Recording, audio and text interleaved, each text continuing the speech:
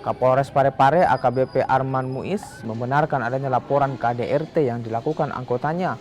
Oknum polisi berinisial SS dilaporkan KDRT oleh mertuanya usai menganiaya istrinya dengan balok kayu hingga korban mengalami patah di lengan dan juga luka memar. Akibat perbuatannya, pelaku terancam dijatuhi sanksi berat hingga penundaan naik pangkat. Anggota Polri berinisial SS kini dikeluarkan dari tahanan atas permintaan sang istri untuk menjaga di rumah sakit di mana sang korban dirawat.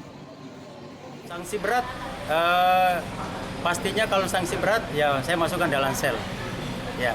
Kemudian saya bisa tunda pangkat. Ya, kita lihat nanti dia kasusnya seperti apa.